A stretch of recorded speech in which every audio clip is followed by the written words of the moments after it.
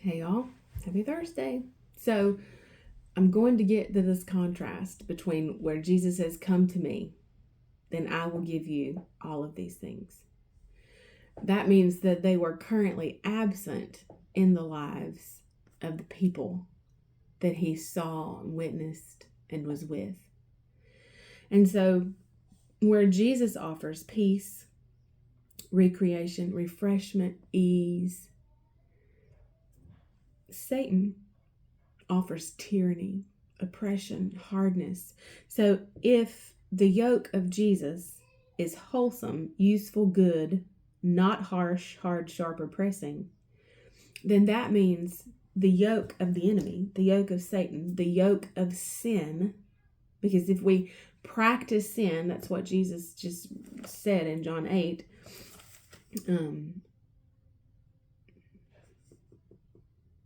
I just read it. Okay, John 8:34, that whoever commits and practices sin is the slave of sin.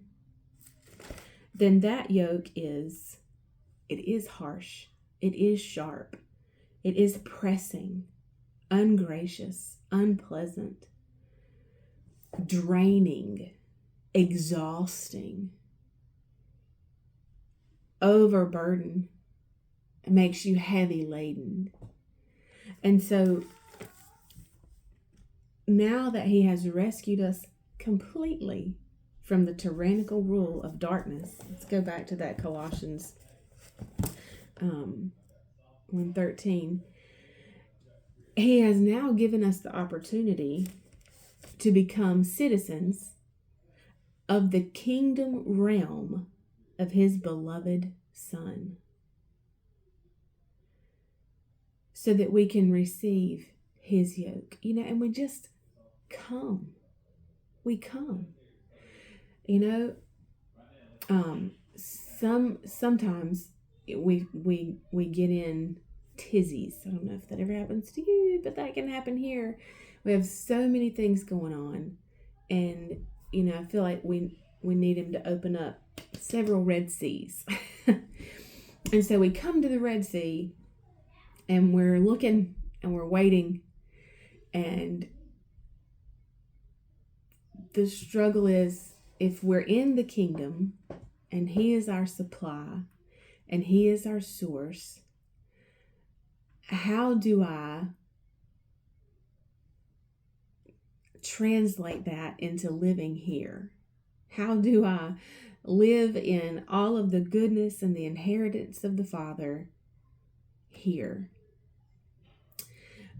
And I think one of the biggest things is that we have to be still in the midst of moving forward, trusting that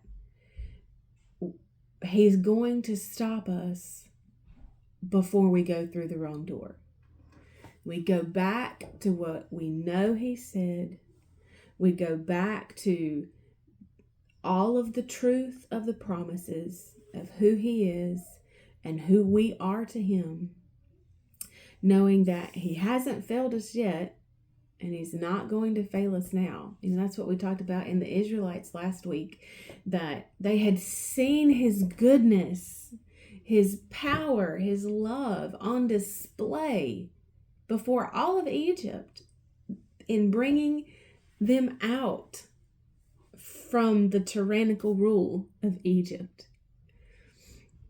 And yet the struggle was their heart, their affection was not set on the Father.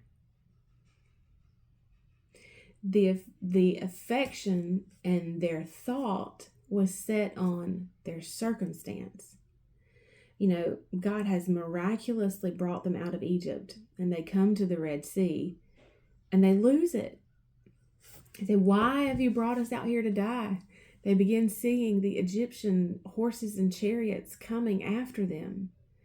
And in that moment, the Israelites cannot remember or even think about all of the things that God had just done for them. I was reading it this week, and I want to find that verse and read it to you, because it's so powerful when they're at the Red Sea. I've been reading a lot in Exodus and Joshua. Sorry, I didn't have this in my notes. So, Exodus 14. Let's look at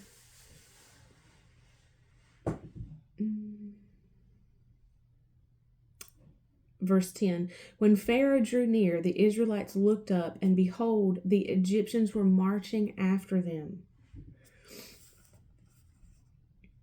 And the Israelites were exceedingly frightened and cried out to the Lord. And they said to Moses, "Is it because there are no graves in Egypt that you have taken us away to die in the wilderness? Why have you treated us this way and brought us out of Egypt? Did we not tell you in Egypt, 'Let us alone, let us serve the Egyptians'? For it would have been better for us to serve the Egyptians than to die in the wilderness."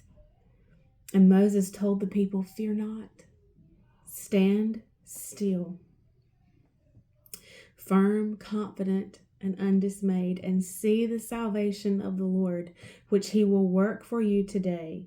For the Egyptians you have seen today, you will never see again. The Lord will fight for you, and you shall hold your peace and remain at rest." And the Lord said to Moses, "Why do you cry to me?